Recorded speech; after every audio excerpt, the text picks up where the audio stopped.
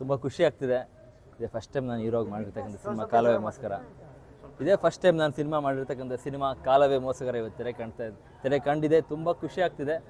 ತುಂಬ ಜನ ಒಂದು ಸಪೋರ್ಟ್ ಮಾಡಿದ್ದಾರೆ. ಈ ಥರ ಕನ್ನಡ ಸಿನಿಮಾನ ಬೆಳೆಸಬೇಕು, ನಮ್ಮಂಥ ಹೊಸ ಕಲಾವಿದರನ್ನ ಬೆಳೆಸಬೇಕು, ಆವಾಗಲೇ ಕನ್ನಡ ಬೆಳೆಯೋದು. ನಿಜಕ್ಕೂ ತುಂಬ ಖುಷಿ ಆಗ್ತಿದೆ.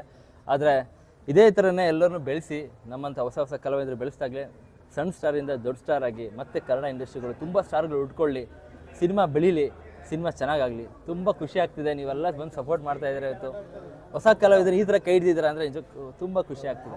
ಹೇಳಿ ಸರ್. ಪ್ರೇಕ್ಷಕರು ನೋಡಿದವರೆಲ್ಲ ಫೈಟ್ ಸೀನ್ಸ್ ಎಲ್ಲ ಆ್ಯಕ್ಷನ್ ಸೀನ್ಸ್ ಎಲ್ಲ ಚೆನ್ನಾಗಿದೆ ಅಂತ ಹೇಳ್ತಾರೆ. ಅದ್ರ ಬಗ್ಗೆ ಎಲ್ಲರೂ ಇಷ್ಟಪಡ್ತಾರೆ. ಆ್ಯಕ್ಷನ್ ಚೆನ್ನಾಗಿದೆ ಅಂತಾರೆ, ಡ್ಯಾನ್ಸ್ ಚೆನ್ನಾಗಿದೆ ಅಂತಾರೆ, ಆ್ಯಕ್ಟಿಂಗ್ ಚೆನ್ನಾಗಿದೆ ಅಂತಾರೆ.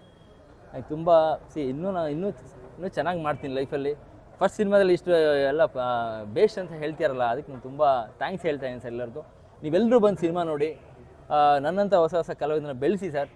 ಕಾಲವೇ ಮೋಸಗಾರ ಸಿನಿಮಾ ನೋಡಿ ಎಲ್ಲರೂ ಇಷ್ಟಪಡ್ತೀರಾ, ನಿಮ್ಗೆ ಎಲ್ಲೂ ಬೋರ್ ಆಗಲ್ಲ. Thank you sir, thank you so much. Songs ಕೂಡ ಆಂಥೋನಿ ದಾಸನ್ ಆಡಿದ್ದಾರೆ. ಟಗರು ಆಡಿದಾರಲ್ಲ, ಅದೇ ಸಿಂಗರ್ ಆಡಿದ್ದಾರೆ.